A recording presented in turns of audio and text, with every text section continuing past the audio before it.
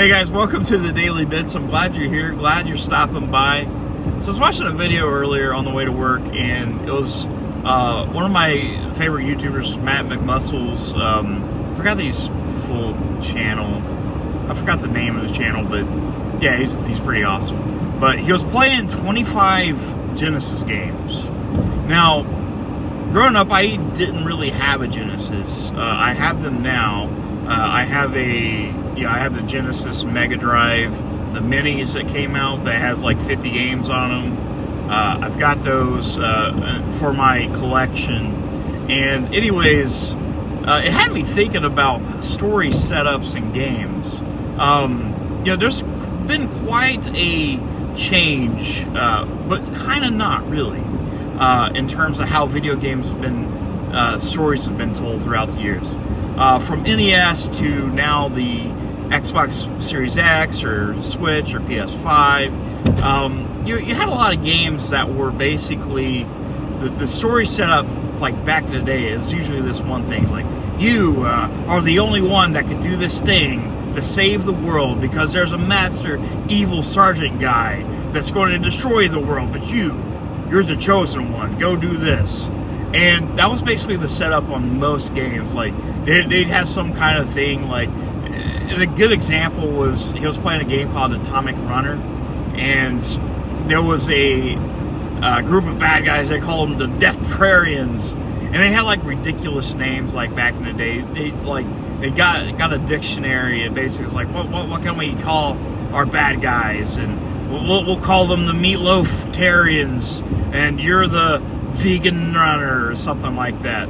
And it worked. It worked back in the day because back in the day, story wasn't really the big thing for games. It was the gameplay. And it's always still today. I feel like the gameplay is great. I do love a good story in my games. They're more complicated now, but a lot of games still follow that same structure. Like there's a bad guy. He's here. He's going to destroy the world, and it's up to only you to do that. It's like Skyrim or Oblivion. Like you're a prisoner for some odd reason. You're always a prisoner, but you're special, and you're the only one that can save the world from Alduin or the Oblivion Gates or stuff like that. It's still a lot of games are told that way. It's kind of like that with movies too. It's like you got the bad guy, and overly, if you wanted to, you could just sum up the game in like 5 seconds. But like, there's a bad guy. You're the one. You kill the guy.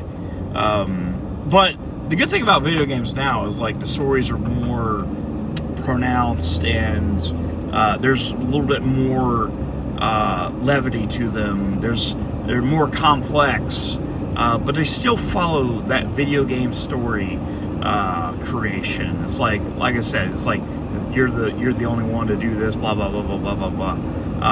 But it was really cool kind of watching him play these old games, and they had their intros, their little cutscenes back in the day, their little 16, 8-bit cutscenes where it sets up the story, and there's usually probably no more like cutscenes throughout the game. It's just like, well, here's this.